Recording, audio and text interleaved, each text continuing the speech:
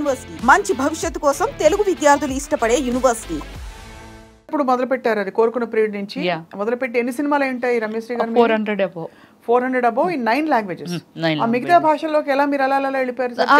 అది నాకు ఏమిటంటే ఫస్ట్ ఇప్పుడు సోషల్ మీడియా వచ్చింది, నాకు ఫస్ట్ నుంచి ఏమిటంటే ఫేస్బుక్ మెయింటైన్ చేయడం ఓన్గానే.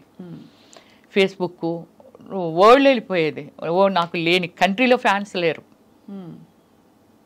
బ్రెజిల్, పాకిస్తాన్, యుఎస్ఏ, యూకే, ఇంక వేరే బ్రెజిల్లో అయితే 80 మంది ఉన్నారండి నా ఫ్యాన్స్. అంటే ఫస్ట్ నుంచి ఏమిటంటే నేను ఇంటర్నేషనల్ మోడలింగ్ చేశాను. నేను అది కూడా చేశారు. బ్రిట్నీ స్పియర్కి నేను ఫస్ట్ ప్లేస్లో వచ్చానండి. Eyes and nose and lips నాకు. ఎక్కడ దేనికి అది ఏ పోటీ? గ్లామర్ ఉంటుంది కదా, body language, eyes and lips and skin, measures ఇవన్నీ ఉంటుంది కదా, వాళ్ళకి అవన్నీ కావాలి. దానిలో నేను ఫస్ట్ ప్లేస్లో వచ్చాను. నేను ఏ సంవత్సరం అండి? 2004 అండి. సో ఊరికే పాటలు రాశారు మీరు? ఇంకోటి వినాలి, ఫోక్ బుక్లో వచ్చాను, కవర్ పేజ్లో. ఓహో, ఇంకా ఉంది, నా ఫోన్లో ఉందండి. అంటే ఎంత అచీవ్మెంట్ ఉంది, కానీ నేను ఏమిటంటే దాన్ని పబ్లిక్ అని కాదు. నేను అప్పుడులో మనకి ఏముండేది, పేపర్స్, ప్రెస్, అంతే కదా. ఎంతోమంది అన్నీ కవర్ పేజీలే, బ్యాక్ కవర్ పేజీ ఇటు పక్క. ఒకవేళ బ్యాక్ కవర్ పేజ్ చిరంజీవి గారు ఉన్నారు అనుకో, ఫ్రంట్ కవర్ పేజీ రమ్యశ్రీ. బ్లోఫ్లో నేను ఉన్నాను అనుకో, పవన్ కళ్యాణ్ ఫ్రంట్ పేజీ. ఇలాగ అన్ని మెయిన్ ఇవి ఉన్నాయా మీ దగ్గర? ఇంకా కాపీ ఉన్నాయా? తప్పకుండా మీరు ఒకసారి చేస్తామంటే స్క్రీన్ మీద అలా వెళ్ళొచ్చండి. అన్ని కవర్ పేజీలు అండి, లోపల ఎక్కడ ఏముండవు. కానీ అంత క్రేజ్ ఉన్న మీరు సడన్ గా మళ్ళీ సామాన్యమైన, ఇప్పుడు ఎందుకంటే ఆ తరంలో క్రేజ్ ఉన్న హీరోయిన్లు అందరూ కూడా వాళ్ళు ఒక ఇది మెయింటైన్ చేస్తున్నారు, కానీ మీరు మాత్రం మళ్ళీ మామూలుగా మీ సామాన్యమైన స్థితికి వచ్చేసారు. ఏంటి సామాన్య స్థితి? ఆర్థికంగా చెప్పట్లేదండి, మీ గ్లామరు, స్టార్డమ్ మెయింటైన్ చేయడాలు, సర్కిల్స్ అవి లేకుండా. అంటే కారణం ఏమీ లేదండి. పొలిటికల్ అంటే నాకు కొందరు పెద్దలు చెప్పిందని కాదు, కానీ డీసెంట్గా ఉండాలి, తర్వాత నానకూడదు, ఆ వర్డ్ అదే అనుకుంటాను, అది ఉంది. అయితే ఇంకోటి నేను చెప్తాను, ఆత్మ సౌందర్యం లేనిది, ఆత్మశుద్ధి లేనిది శివ పూజలు ఎలా, మనల్ని మనం శుద్ధిగా ఉంచుకున్నప్పుడే కదా ఎదుటి వాళ్ళని. ఇప్పుడు నేను గ్లామర్గా ఉన్నాను, ఆవిడ స్లీవ్లెస్ వేస్తుంది అనేది. దీనికి ఎగ్జాంపుల్ మీకు చెప్తాను. యూఎస్ఏ ఒక ఈవెంట్కి వెళ్ళాము. ఈవెంట్కి వెళ్తే అట్లాంటాలో అప్పటికే ఎప్పటి నుంచో రమ్యశ్రీ ఎందుకు అలాంటి బట్టలు వేసుకుంటుందని అంటుండేవాళ్ళంట. ఐ డోంట్ నో, నాకు అంటే అక్కడికి వెళ్ళాక కానీ ఆ మ్యాటర్ మనకు తెలియదు కదా. సో తర్వాత అంటుండేవాళ్ళంట. చాలామంది ఏమనేవాళ్ళంట, బట్టలది ఏముంది, ఇక్కడ మనం వేసుకోవట్లేదా, మనం ఉండేది ఏ కల్చర్లో ఉన్నాం. ఇది దుబాయ్లో విన్నానండి, యుఎస్ఏలో విన్నాను. ఈ వర్డ్స్ సేమ్ వర్డ్స్ ఎప్పటి నుంచో తీసుకొద్దామని అనుకుంటున్నారు, కానీ ఆవిడ చాలా ఫాష్ ఉంటుంది బట్టలు. ఎక్కడ ఫాష్ ఉంటాను? స్క్రీన్ మీద.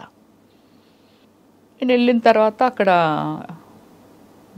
ఎలాగ మా వాళ్ళు ఒప్పేనేనండి, అదండి ఇదండి, అప్పుడు ఏమి డీసెంట్ ఉన్నారు రమ్య గారు మీరు అని అంటే, ఒక ఆయనండి, అందరూ ఉన్నాం డిన్నర్ చేస్తున్నాం, ఆయన అన్నారు, చీర కట్టిన ప్రతి ఆడది పతివ్రత కాదు, వాళ్ళ డ్రెస్సింగ్ దీన్ని పెట్టి ఎవరిని ఎప్పుడు అంచనా వేయకూడదని అందరి మధ్య ఆయన మాట్లాడారు. గ్రేట్. అవును, డైరెక్ట్గా నన్ను ఉద్దేశించి ఇంకోళ్ళు ఉద్దేశించి కాదు, నా వర్షన అల్లో ఉంది ఏది ఎప్పుడో, కానీ అది ఆయన అప్పుడు ఓపెన్ చేశారనమాట అలాగా. సో అలా అంటే ఏమిటంటే ఒక డ్రెస్సింగ్ని పెట్టో లేకపోతే ఏదో పెట్టి నేను చేసిన సినిమాలు నేను ఒకటే చెప్పాను, నేను బిఎఫ్లు చేయలా, నాకు ఆఫర్లు వచ్చి నేను చేయలా. వచ్చాయా ఆఫర్లు? అయ్యో నేను చెయ్యను, లాయర్ని పెట్టి మరీ వాయించాను తెలుసండి, చాలా ఫోర్స్ ఉండేది నా మీద. ఎవరు ఫోర్స్ చేసేవారు? షూట్ చేసేవాళ్ళు, ఎవరైతే దానికి స్పాన్సర్స్ ఉంటారో ఇదంతా ఉంటుంది కదండి. అంటే చాలా లాంగ్వేజెస్లో చేశాను కదా, బాగా స్ప్రెడ్ అయ్యి వరల్డ్ వైజ్ స్ప్రెడ్ అయ్యాను నేను. సో ఇలా నేను అవాయిడ్ చేస్తే నేను ఒకటే చెప్తాను, సినిమా, ఎనీ ప్రొఫెషన్ దాన్ని మనం ఒక డాక్టర్ అవనియండి, లేకపోతే యాక్టర్ అవనియండి, ఇంజనీర్ అవనియండి, ఒక సివిల్ ఇంజనీర్ బిల్డింగ్ కట్టాలని అంటే తన ఎంతోమంది ట్రావెలింగ్ ఎన్నో ఇయర్స్ ఉండాలనేది తన మొత్తం అంతా తన టాలెంట్ అంతా పెట్టి చాలా నిజాయితీగా చెయ్యగలిగితేనే, లేకపోతే ఎందరో ప్రాణాలు పోతాయి. ఇలాగేమిటంటే నా ప్రొఫెషన్లో నేను వచ్చానండి. ఒక డైరెక్టర్ డ్రీమ్లో దిస్ ఈజ్ ఒక కాన్సెప్ట్ ఈజ్ వన్ ఫ్యామిలీ. ఒకరు ప్యాంట్ వేస్తారు, ఒకరు చీర కడతారు, ఒకరు షార్ట్లు వేస్తారు. Different concept is story. అలా మీరు వేసిన క్యారెక్టర్స్కి చాలా చోట్ల మీరు కొన్ని ఎక్స్పోజ్ చేసే బట్టలు వేసుకున్నాను. ఇప్పుడు అదే అంటున్నాను, నాకు డైరెక్టర్ అనే ఆయన కాన్సెప్ట్ అండి. చిరంజీవి గారైనా సరే కొన్ని సినిమాల్లో గోచి పెట్టుకొని పరిగెట్టారుగా అవసరమైతే. అంటే అడవ మనిషిలో చిన్న కట్టుకొని పరిగెట్టారు.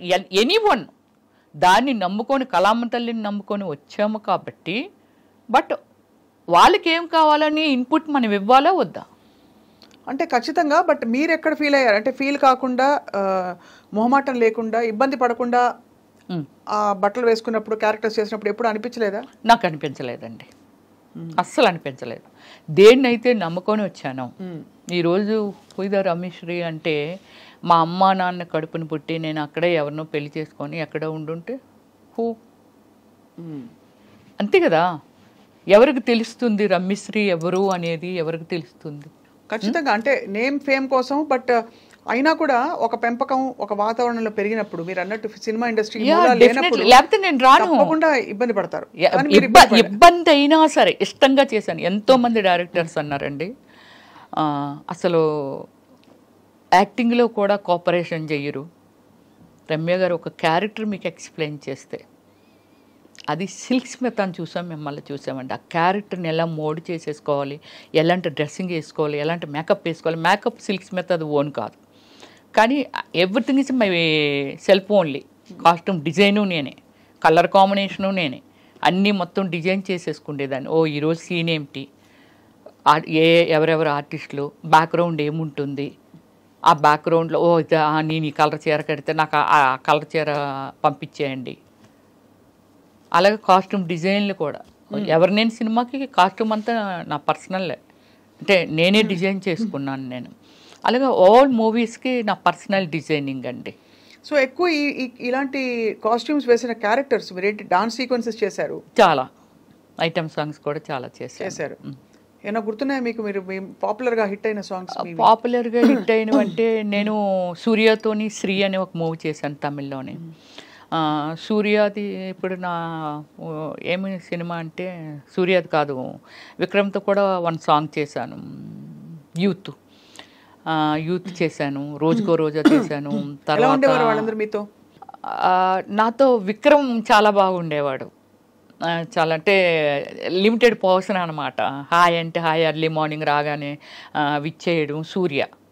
కానీ విక్రమ్ అది కాదు, కామెంట్ చేయడము, జోకులు వేయటము, ఇవన్నీ చాలా ఫ్రెండ్లీగా ఉండే. ఎప్పుడైనా లంచ్కో దేనికో పిలవచ్చు కదరా ఏదో చేపలు అంటే, నేను కుకింగ్ ఫేవర్ని అనమాట. మటన్, గోంగూర కానీ, పులుసు కానీ వెరీ ఫేమస్. ఎప్పుడో మీరు రావాలి ఇంటికి. అయ్యో సారీ, కానీ కాబట్టి మీరు బంగాళదుంపల వేపుడు, వెజిటేరియన్ కూడా చాలా అద్భుతంగా చేస్తాను. పప్పు ఫ్లేవర్ అయితే అసలు ఎంత అద్భుతంగా ఉంటుందంటే తింటుంటే ఆ స్మెల్ చాలండి. అంటే పప్పు టమోటా కానీ ఎనీ లీవ్స్ యాడ్ చేసి కానీ చాలా బాగా చేస్తాను. గోంగూర పచ్చడి, పచ్చి పచ్చడి, ఇలాంటివన్నీ. కంప్లీట్గా జీవితాన్ని ఎలా స్ట్రా వేసి పీల్చేయాలో అన్ని మీరు అంతేగా. కానీ చాలా మంది చెప్తారు, స్వప్న గారు మీరు స్క్రీన్ మీద చూసిన రమ్య గారికి ఇన్సైడ్ మీరు అంటే అవుట్ సైడ్ మీ అంటే బయట చూసిన రమ్య గారికి అసలు సంబంధం కూడా ఉండదు. మీరు చాలా homely and exactly. Cinema time వరకే సినిమా వదిలిస్తే నాకు ఏ లైఫ్ తెలియదండి. పబ్ లైఫ్ తెలీదు, ఫ్రెండ్స్ సర్కిల్ లేరు, తాగడం అలాంటివి ఏమీ లేదండి. అంటే ఇవన్నీ టిపికల్గా. సిల్క్ స్మిత గారిని కలిసారా మీరు? లేదు, అప్పటికే నేను వచ్చేసాను 97లో కదా నేను వచ్చాను, అప్పటికే ఆమె అవుట్ అయిపోయారు. అవును కదా, అవును కరెక్ట్. 97 అంటే కరెక్టే. మరి